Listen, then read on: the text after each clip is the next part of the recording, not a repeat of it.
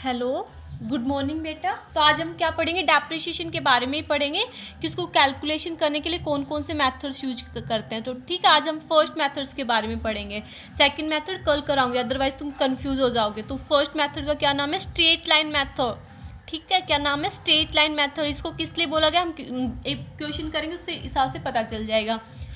इसी को क्या बोला जाता है? Fixed installment method. और इसी का ही नाम दिया गया ओरिजिनल कॉस्ट मेथड। ठीक है, तीनों इसी के नाम है, कंफ्यूज मत हो जाना।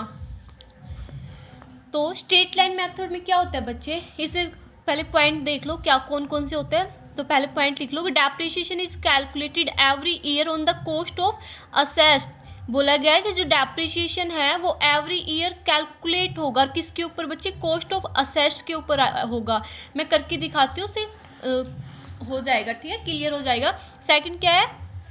Amount of depreciation is constant every year. बोला जाता है जो अमाउंट ऑफ डेप्रिसिएशन जो चार्ज होगा वो एवरी ईयर क्या रहेगा बच्चे? कांस्टेंट रहेगा। ठीक है, ये नहीं कि अब की बात एक साल में मैंने किया तो 10,000 हो रहा है, दूसरी साल अगर मैं करूँगी तो वही डेप्रिसिएशन 20,000 चार्ज करूँगी। ऐसा कुछ नहीं होता है। अगर पहले साल में फर्स्ट ईयर में मैंने 10,000 डेप्रिसिएशन दिखाया तो सेकंड ईयर में भी 10,000 डेप्रिसिएशन ही होगा, सेम अमाउंट से बढ़ता है। ठीक है। थर्ड क्या है? Value of asset become zero at the end. बोला जाता है जो वैल्यू ऑफ असेस्ट होती है वो एक दिन क्या उसकी वैल्यू क्या हो जाती है बच्चे? जीरो हो जाती है। अब देखते हैं कैसे क्या क्या हो रहा है। ठीक है, तो स्ट्रेट लाइन मेथड ये सारे देखते हैं, एक एक पॉइंट क्लियर करते हैं। देखो, अज्यूम करो एक मशीन खरीदी गई। ठीक है बेटा, और उस मशीन की जो कॉस्ट आई वो कितनी थी बच्चे?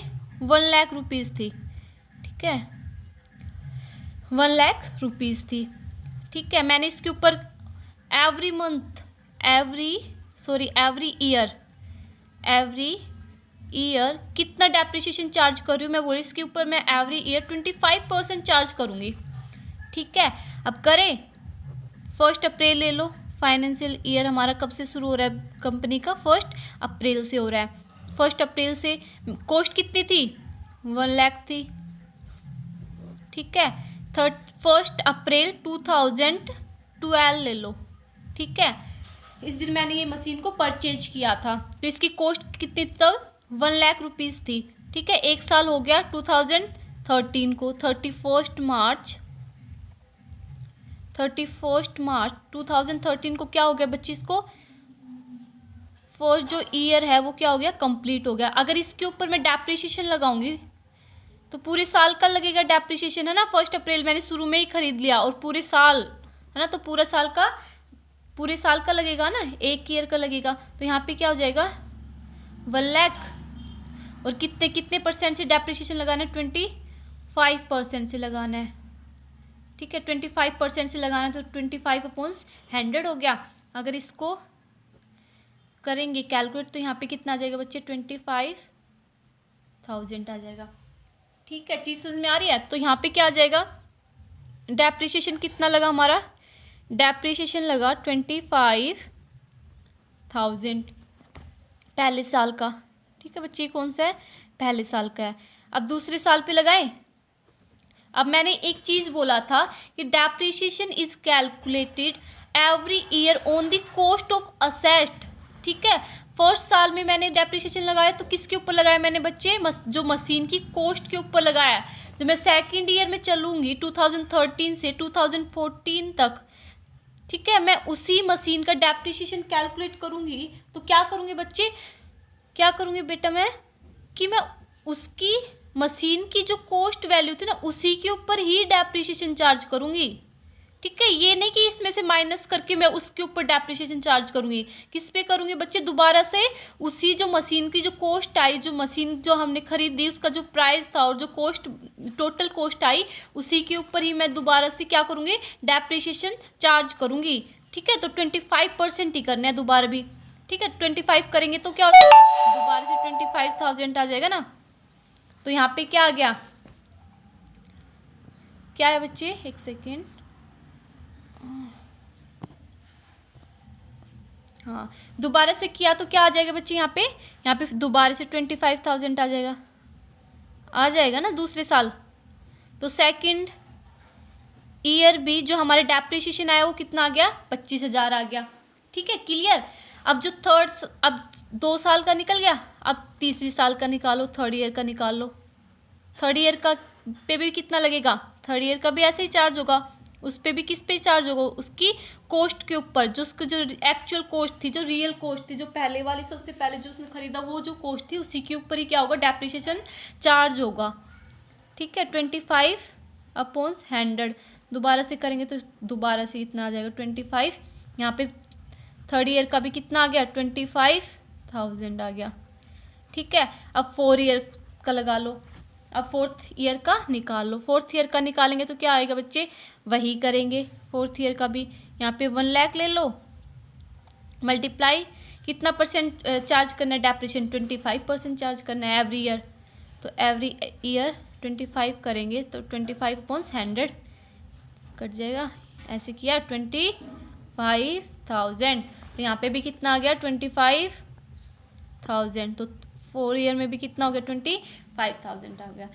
ठीक है बच्चे, तो 4 साल का हमने क्या निकाल लिया, उसका डेप्रिसिएशन वैल्यू निकाल ली। ठीक है, अब मशीन की वैल्यू देखते हैं कितनी गिरती जा रही है। ठीक है, अब 1 लाख है, 1 लाख तो उसकी कॉस्ट थी रियल वाली, उसमें 25,000 क्या दे दिया फर्स्ट ईयर में, उस पर डेप्रिसिएशन चार्ज हो गया, तो उसकी वैल्यू घट के कितनी हो गई मशीन की फर्स्ट ईयर में, 75,000 बच गई। अब 75,000 में दूसरे साल में कितना डेप्रिसिएशन दे दिया उसके ऊपर, 25,000 डेप्रिसिएशन, तो इसकी वैल्यू घट के कितनी हो गई हमारी मशीन की, 50,000।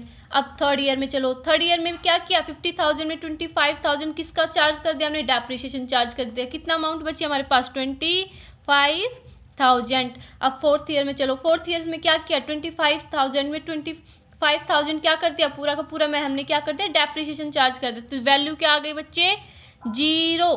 तो हमारी जो मशीन की जो वैल्यू 1 लाख थी जब हमने परचेज की, तब उसकी वैल्यू अब क्या हो गई बच्चे, 0 हो गई। कितनी हो गई, 0 हो गई। अब ऊपर वाले पॉइंट क्लियर करें, क्या क्या बोला था मैंने बोला था, हाँ फर्स्ट ये वाला देखो, original cost method. Original cost method क्यों बोला गया बच्चे इसको, क्योंकि हमेशा जो डेप्रिसिएशन जो चार्ज होगा वो हमेशा किसके ऊपर चार्ज होगा, उसकी ओरिजिनल वैल्यू के ऊपर चार्ज होगा। ये नहीं कि हम इन वाली वैल्यू के ऊपर चार्ज करेंगे। ठीक है, अगर दूसरे साल का निकालेंगे तो दोबारा से क्या लेना पड़ेगा, हमें उसकी ओरिजिनल वैल्यू लेनी पड़ेगी। ठीक है, उसका ओरिजिनल कॉस्ट लेना पड़ेगा उस मशीनरी की। ठीक है, तो ये वाला पॉइंट क्लियर है। अब बोला गया फिक्स्ड इंस्टॉलमेंट मेथड। बच्चे फिक्स्ड हो रहा है, यहाँ पे 25,000, यहाँ पे भी 25,000, यहाँ पे भी 25,000, यहाँ पे 25,000। इसलिए क्या बोला गया, जो इंस्टॉलमेंट जो पे कर रहे हैं वो कैसे कर रहे हैं, फिक्स्ड से कर रहे हैं। हर ईयर हम कितना पे कर रहे हैं, 25,000। ठीक है, तो इसलिए इसको क्या कौन सा मेथड बोला गया, फिक्स्ड इंस्टॉलमेंट मेथड। और स्ट्रेट लाइन मेथड में से एक स्ट्रेट लाइन में चल रहा है, तो कौन सा मेथड होगा, स्ट्रेट लाइन मेथड। तीनों इसको क्यों बोला गया है, दोनों मेथड तो क्लियर हो गया।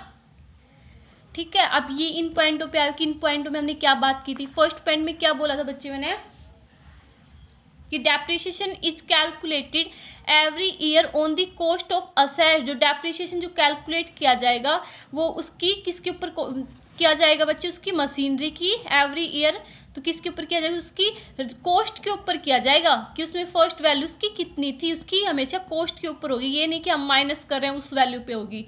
ठीक है, उन वाली वैल्यू पे नहीं होगी। कौन सी वाली पे होगी, उसकी कॉस्ट के ऊपर होगी मशीन की, जो फर्स्ट में हमने उसको खरीदा था।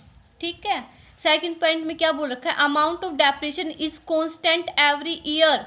जो अमाउंट ऑफ डेप्रिसिएशन है ये आ रहा हमारा ना, ये हमारे डेप्रिसिएशन आ रहे हैं 25,000, यहाँ पे 25,000 यहाँ पे है ना, तो ये क्या आएगा बच्चे, क्या बोला इसने, amount of depreciation constant every year. हमेशा क्या हर साल क्या रहेगा बच्चे, वो कांस्टेंट रेट रहेगा। ठीक है, यहाँ पे भी 25,000 दिखने को मिल रहा है, यहाँ पे भी 25,000, यहाँ पे भी 25, यहाँ पे भी 25। तो हमेशा क्या रहेगा बच्चे, वो डेप्रिसिएशन हमेशा कांस्टेंट रहेगा।